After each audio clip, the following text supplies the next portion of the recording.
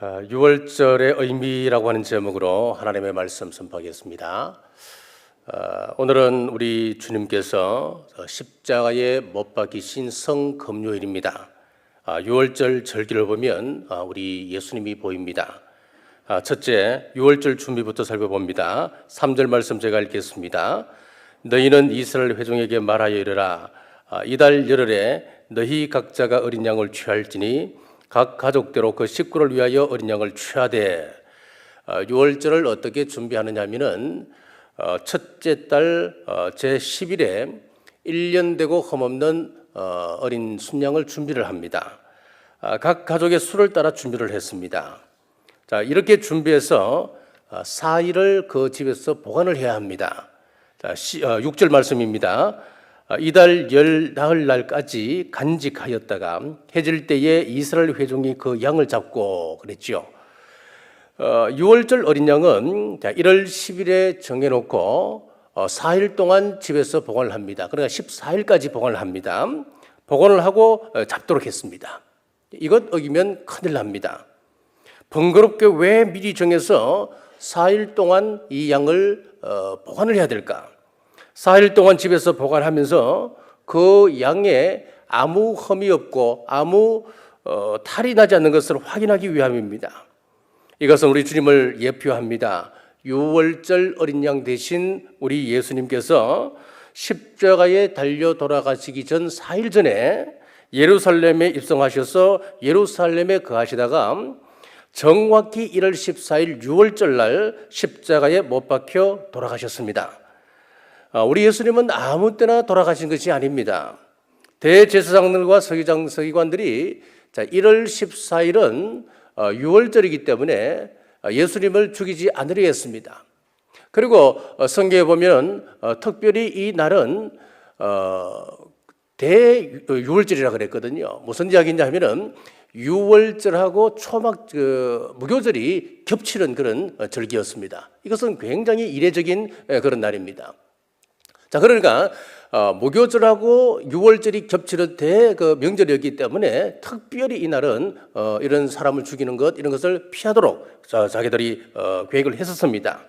그래서 마가복음 14장 1절에서 2절에 보면은 명절에 죽이면 밀란이 일어날 것 같아서 죽이지 말자 그렇게 이야기를 해요. 그러나 하나님의 계획은 6월절의 어린 양을 잡았듯이 6월절에 실제 되신 예수 그리스도께서 6월절 날 죽게 만드시는 거예요. 우리 하나님은 하나님의 계획을 이루시기 위해서 인간의 그 불법 재판을 유도하셔서 정확히 계획된 날짜에 예수님을 못 박히게 하십니다. 당시 불법 재판에 대해서 칼은 6가지를 지적하고 있습니다. 그 가운데 3개만 소개하면 이렇습니다. 재판은 일반적으로 기소, 심의, 재판, 선고 등 최소한 3일 이상의 기간이 소요됨을 율법적으로 지켜왔지만은 빌라도 법정은 예수님에게 하루 만에 십자가형을 선고했으니 이것은 불법이다. 재판은 낮에 행하는 통례를 무시하고 밤중에 집행하였다. 이것도 불법이다. 안식일에 시체가 있게 되는 것은 금하여 안식일 전날에는 사형 선고를 내릴 수 없었으나 빌라도는 사형 선고를 안식일 전날에 내렸으니 불법이다. 이렇게 한 6가지를 쭉 지적을 하고 있습니다. 그런데 제가 말씀을 드렸다시피 하나님께서 철저하게 개입을 하시는 겁니다. 인간의 불법 재판을 통해서 하나님의 뜻을 이루어 가신다고 하는 사실입니다. 6월절 운명 그 시간을 보시면 전율을 느낍니다. 자, 유대인은 1월 14일 오후 3시에 양을 잡습니다. 유대 사회에서 오후 3시라고 하는 것은 하루의 밤의 시작을 시작합니다. 그리고 우리와 좀 다르게 이스라엘은 밤 시작부터 하루가 시작되는 거거든요. 이 밤이라고 하는 것은 하루의 시작이 되는 겁니다. 상번제를 드리는 시간이 오후 3시입니다. 우리 예수님께서 몇 시에 운명을 하셨느냐 하면은 정확하게 오후 3시에 하나님 앞에서 운명하는 것을 우리가 볼 수 있습니다. 출애굽기 12장 46절에 보면은 뼈도 꺾지 말지며 그렇게 말씀하고 있습니다. 다른 절기에 잡는 그 양들은 전부 다 뼈를 꺾습니다. 그 뼈를 꺾어서 먹었습니다. 그러나 유월절 양은 절대로 그 뼈를 꺾지 못하게 했습니다. 시편 34편 20절에 보면은 그의 모든 뼈를 보호하시며 그 중에서 하나도 꺾이지 아니하였도다. 시편은 예수님 오시기 전 1000년 전에 기록된 책입니다. 1000년 전에 기록된 그 책의 그 말씀, 예언의 말씀이 예수님을 통해서 그대로 성취가 됩니다. 그리고 오늘 읽었던 출애굽기는 예수님 오시기 전 1500년 전에 기록된 예언의 말씀입니다. 그 예언의 말씀, 1500년 전에 그 예언의 말씀이 오늘 예수님의 이 십자가 사건을 통해서 그대로 성취가 됩니다. 요한복음 19장 32절에서 36절까지 제가 읽겠습니다. 군인들이 가서 예수와 함께 못 박힌 첫째 사람과 또 다른 사람의 다리를 꺾고 예수께 이르러서는 이미 죽으신 것을 보고 다리를 꺾지 아니하고 이 일이 일어난 것은 그 뼈가 하나도 꺾이지 아니하려 한 성경을 응하게 하려 함이라. 함께 달린 다른 두 죄수들은 다리를 전부 다 꺾습니다. 아직 살아 있었거든요. 그런데 예수님께 다가가서 예수님의 다리를 꺾으려고 하다 보니까 이미 예수님께서 운명하신 후였습니다. 그래서 예수님의 다리를 꺾지 않았습니다. 여러분, 우연이라고 말하지 마십시오. 마가복음 14장에 기록된 말씀처럼 하나님의 말씀을 응하게 하려 함이라. 성경을 응하게 하려 함이라. 예언의 성취입니다. 사탄은 예수님을 죽일 수 있어도 이 예언의 말씀 따라서 그 뼈는 꺾을 수가 없었습니다. 하나님의 말씀은 정확무오합니다. 우리 하나님의 시간표는 한치의 오차도 없습니다. 둘째, 양의 피를 문설주와 임방에 발랐습니다. 출애굽기 12장 7절입니다. 그 피를 양을 먹을 집 좌우 문설주와 임방에 바르고 그 피를 문설주와 임방에 발라서 밖에서 죽음의 사자가 그것을 보고 그 집을 지나가게끔 했습니다. 왜 피를 사람의 이마에 바르지 않고 왜 그 집에다가 발랐을까요? 그 집에 문설주와 임방에 바르도록 했을까요? 사도행전 16장 31절에 보시면은 주 예수를 믿으라 그리하면 너와 내 집이 구원을 얻으리라 말씀하고 있습니다. 내가 예수님을 믿고 구원받았으면 구원의 최소 단위, 내가 영향력을 끼칠 수 있는 최소 단위가 가족이라고 하는 것입니다. 우리가 멀리 가서 선교하지는 못한다 할지라도 하나님으로부터 생명을 부여받아 이 땅에 던져졌다면 우리는 이것만큼은 꼭 하고 가셔야 됩니다.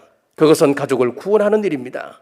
내가 구원받았으면 그 복음의 영향력이 나의 가족들에게 미치도록 해야 된다고 하는 것입니다.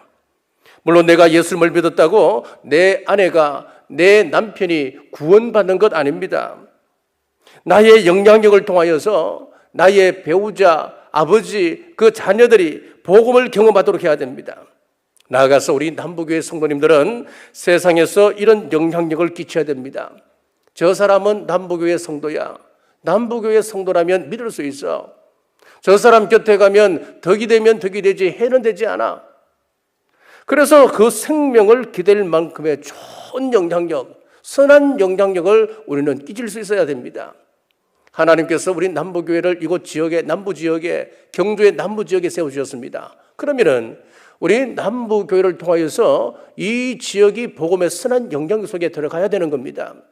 남부교회를 통해서 우리가 손해본다, 그건 있을 수 없는 이야기입니다.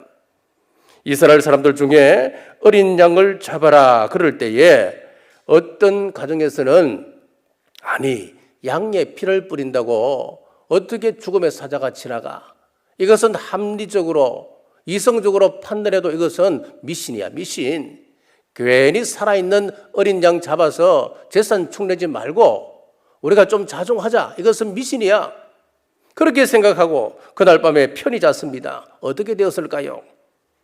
장남이 죽었습니다. 이유는 간단합니다. 피를 뿌리지 않았기 때문에 그렇습니다. 또 어떤 집에서는 피를 뿌리라 그러니까 내가 뿌리긴 뿌리겠는데 이거 도저히 내가 못 믿겠다 이거 뿌린다고 죽음의 사자가 지나간다? 하지만 믿음이 없어 불안해하면서 그래도 뿌렸습니다. 그날 밤에 문을 잠그고 이불을 뒤집어 쓰고 잠을 자려고 하지만 무서워서 잠이 오지 않습니다. 이튿날이 되었습니다. 어떻게 되었을까요? 다 살았지요. 왜요? 피를 뿌렸기 때문에. 우리 하나님께서 보시는 것은 피가 뿌려져 있느냐 뿌려져 있지 않느냐 그거 보시는 겁니다. 잘 이해하셔야 됩니다. 피가 무슨 마력이 있는 것 그것 아니에요. 피를 볼 때에 내가 넘어가리라고 하는 하나님의 약속이기 때문에 그런 겁니다. 그것 보고 넘어가십니다. 마찬가지로 우리가 구원받는 것은 예수님을 믿으면은, 예수님의 피를 믿으면은 그 피를 보고 나의 죄를 씻어 주시겠다고 하는 하나님의 약속이 있기 때문에 우리가 구원받는 겁니다. 착하다고 가는 것 아닙니다. 도덕적으로 완벽하다고 가는 것 아닙니다. 오직 예수님의 피, 예수님의 이름으로 가는 줄 믿으시길 주님의 이름으로 축복합니다. 베드로전서 1장 18절에서 19절에 이렇게 말씀합니다. 너희가 알거니와 너희 조상이 물려준 헛된 행실에서 대속함을 받은 것은 은이나 금같이 없어질 것으로 된 것이 아니요 오직 흠없고 점없는 어린 양 같은 그리스도의 보배로운 피로 된 것이니라. 구원의 표가 뭐라고 이야기했습니까? 분명히 성경은 말씀하고 있습니다. 거룩도 아닙니다. 사랑도 아닙니다. 이웃 구제도 아닙니다. 오직 하나 어린 양의 피가 죄사함의 표임을 믿으시길 바랍니다. 자, 그리고 나서 모든 식구가 집안에 모여서 불에 구워 먹으라 했습니다. 자, 8절에서 9절 말씀입니다. 그 밤에 그 고기를 불에 구워 무교병과 선나물과 아울러 먹되 날것으로나 물에 삶아 먹지 말고 머리와 다리와 내장을 다 불에 구워 먹고. 나는 육회를 좋아하니까, 나는 탕을 좋아하니까 나 그거 해서 먹지 뭐. 그거 안 된다는 거예요. 반드시 불에 구워 먹으라 했습니다. 여기서 불이라고 하는 것은 지옥 형벌을 의미합니다. 지옥 형벌을 받으신 예수 그리스도를 통해서만 우리가 구원받을 수 있음을 말씀하고 있습니다. 요즘 종교다운주의가 이야기합니다. 예수님만 구원자냐? 마호멧도 있고 공자도 있고 석가도 있지 않느냐? 어디에 가든지 진리에 도달하면 되는 것이지 꼭 예수 그러지 마라. 모든 종교의 신은 성령이다. 그래서 모든 종교는 구원이 있는 것이다. 다 그렇게 이야기를 합니다. 물론 기독교만 사랑과 자비를 말하는 것 아닙니다. 다른 종교에도 인간적으로 보면 얼마든지 존경할 만한 많은 위인들, 성인들이 있습니다. 얼마나 많습니까? 그러나 구원 문제는 불에 구워진 예수 그리스도 이외에는 없다는 겁니다. 가령 어떤 분은 예수 그리스도를 병 고치는 의사로 만드는 사람이 있습니다. 기도원에 가서 하나님의 은혜로 구원받는, 치유받는 그런 사람들이 있습니다. 성경을 읽다가 치유받는 사람이 있습니다. 또 어떤 사람은 인생의 귀한 진리를 가르쳐주는 스승으로 생각하고 예수님의 사상과 철학을 연구하는 사람도 있습니다. 그래서 성경에서 어떤 사상을 빼내고 철학을 빼내고 윤리를 빼냅니다. 야, 예수님은 이렇게 윤리적인 분이다. 어떤 철학보다도 위대한 것이 성경이다. 그렇게 주장을 해요. 하지만 그것이 구원은 아닌 겁니다.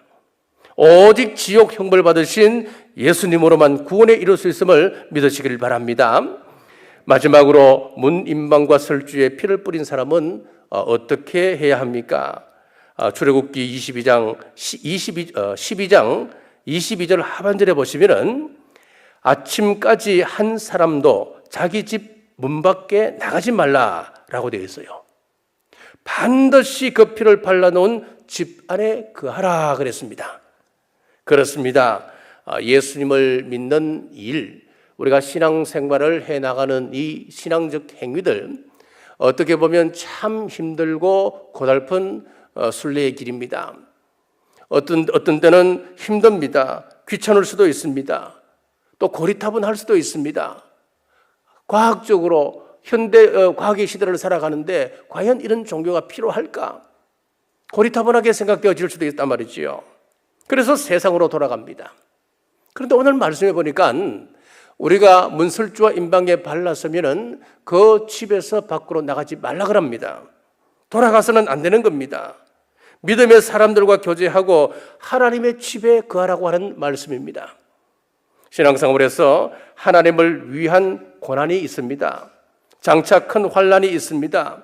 어떤 고난이 임한다 하더라도 천국을 향한 구원의 여정을 포기하지 말라고 하는 말씀입니다. 사랑하는 여러분, 우리에게 어떤 어려운 일이 있더라도 이 길만큼은 온전히 지켜나가시길 결단하는 여러분 되시길 주님의 이름으로 축복합니다. 오늘 우리는 유월절 어린 양을 나누었습니다. 구약의 절기는 예수님의 그림자입니다. 예수님은 성경을 이루러 오셨습니다. 철저히 절기를 따라 이루십니다. 6월절에 드린 어린 양은 1월 10일에 구별해서 14일에 잡았듯이 우리 예수님께서는 1월 10일 예루살렘 성에 입성하셔서 14일에 정확하게 십자가에서 돌아가셨습니다. 자, 성경은 1.1이라기도 변함이 없습니다. 그대로 이루어집니다. 오늘 6월절 어린 양이신 우리 예수님께서 나를 구원하시기 위하여 당하신 지옥 형벌을 기억하시고 오늘 하루 십자가를 묵상하며 경건하게 하루를 보내시길 주님의 이름으로 축복합니다. 기도하겠습니다. 자비로우신 아버지 하나님, 이 아침에 6월절의 의식을 통하여 구원이 무엇인가를 알게 하심을 감사합니다. 인간의 공로가 아니라 인간의 행위로가 아니라 어린 양의 희생을 통하여 우리를 구원하심을 참으로 감사합니다.